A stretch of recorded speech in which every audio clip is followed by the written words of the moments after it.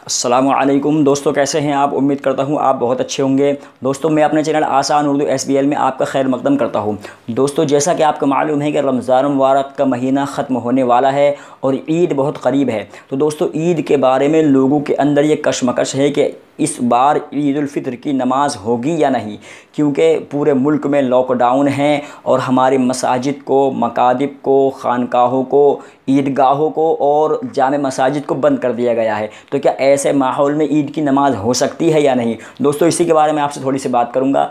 इससे पहले मैं अपनी बात शुरू करूंगा, आपसे दरख्वास्त करूंगा आप मेरे चैनल आसान उर्दू SBL को सब्सक्राइब करें, बेल आइकन का बटन ज़रूर प्रेस करें, वीडियो को लाइक करें और शेयर करें ताकि ज़्यादा से ज़्यादा लोग इससे मुस्तफ़ीद हो सकें। तो चलिए दोस्तों, आज की वीडियो हम शुरू करते हैं।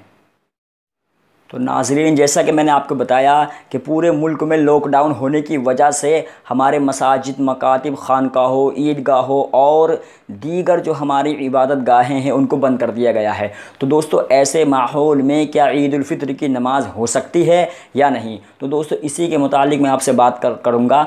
दोस्तों, आपको ये जान लेना बेहद ज़रूरी है कि ईद उल फित्र की नमाज़ वाजिब है, फ़र्ज़ नमाज नहीं है, और वाजिब का दर्जा फ़र्ज़ से कम होता है। तो दोस्तों, जो हमारी पंजगाना नमाज़ें हैं वो फ़र्ज़ हैं और ईद की नमाज़ वाजिब है। हालांकि साल में एक मरतबा आती है, लेकिन ये वाजिब है और मैं ज़ायद 6 तकबीरों के साथ पढ़ी जाती है।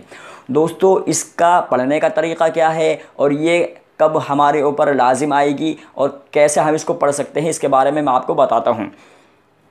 दोस्तों, दारुल उलूम देवबंद ने भी हमारी रहनुमाई की है और जमीयत उलमा हिंद और दीगर जो हमारी तंजीमें चल रही हैं, सब ने हमारी रहनुमाई की है कि पूरे मुल्क में लॉकडाउन होने की बुनियाद पर हमारी मसाजिदों, मकातिबों, खानकाहों, ईदगाहों को जो बंद कर दिया गया है, वहाँ पर लोग मजमा इकट्ठा ना करें और वहाँ पर जाने की कोशिश ना करें।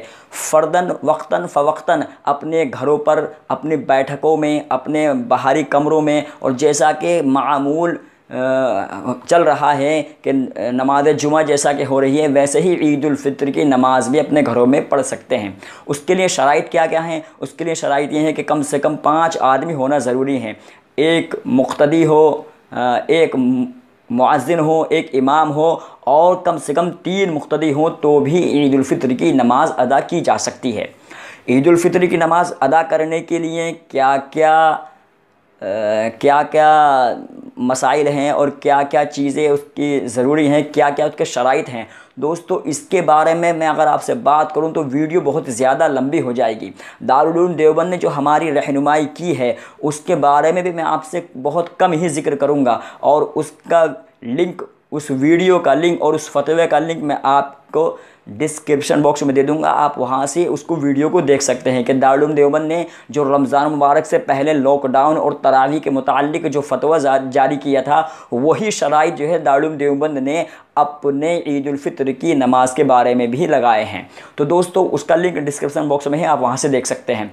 तो दोस्तों, ईद उल फित्र की नमाज़ कैसे पढ़ी जाए, ईद उल फित्र की नमाज़ कहाँ पढ़ी जाए?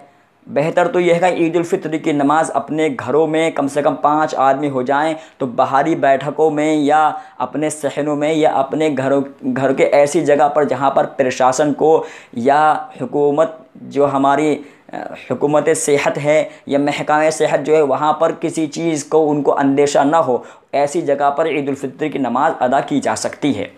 नमाज़ पढ़ने का तरीक़ा क्या है? बहुत से लोग तो जानते हैं, लेकिन बहुत से लोग फिर भी नहीं जानते, क्योंकि एक साल में एक मरतबा ईद उल फित्र की नमाज़ होती है।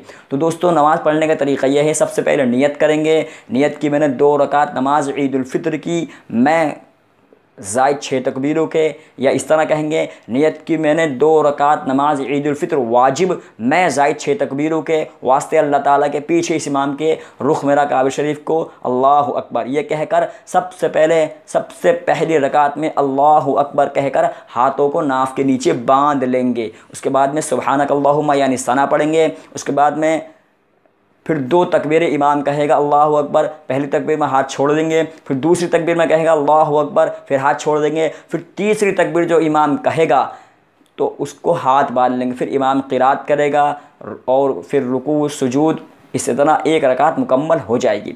दूसरी रकात में सबसे पहले इमाम जो है क़िरात करेंगे, उसके बाद में कोई सूरत पढ़ेंगे, उसके बाद में फिर 3 तकबीर होंगी।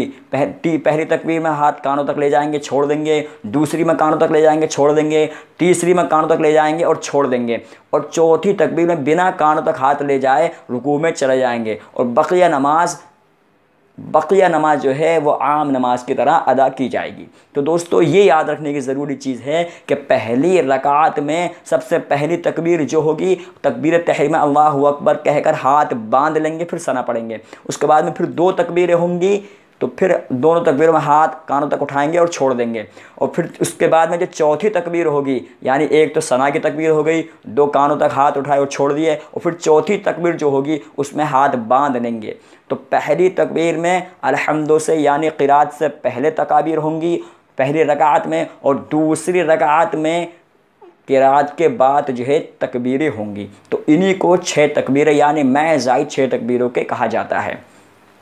उसका लिंक डिस्क्रिप्शन बॉक्स में मैंने जैसे बताया आपको है ही, और उसका आपके स्क्रीन पर भी चल रहा होगा, आप वहाँ से देख सकते हैं। तो दोस्तों बहुत ही मुख्तसर जो है नमाज़ पढ़ें, बहुत ही मुख्तसर उसका खुतबा करें, और खुतबा और नमाज़ पढ़ने का तरीक़ा आपके स्क्रीन पर चल रहा है, आप वहाँ से देख सकते हैं। दोस्तों वीडियो बहुत ज़्यादा लंबी हो जाएगी, वीडियो को ज़्यादा लंबा ना करते हुए मैं तो यही कहूँगा कि आप हमारी जो पिछली वीडियो है उसका लिंक डिस्क्रिप्शन बॉक्स में है, आप वहाँ से देख कर नमाज़ ईद उल फित्र और दीगर नमाज़ों के बारे में जो दारुल देवबंद ने हमारी रहनुमाई की है उसका वीडियो देख सकते हैं। तो दोस्तों फ़िलहाल आज के लिए इतना ही, वीडियो ज़्यादा लंबी हो जाएगी, इसी अंदेशे से आपकी आज की वीडियो मैं यहीं पर ख़त्म करता हूँ और आपसे इजाज़त चाहूँगा। वीडियो को अच्छी लगे तो वीडियो को लाइक करें, शेयर करें और कमेंट्स करके हमें ज़रूर बताएं, ताकि हम आने वाली अपनी इस्लाह कर सकें और आपको अच्छी से अच्छी वीडियो बनाकर पेश कर सकें।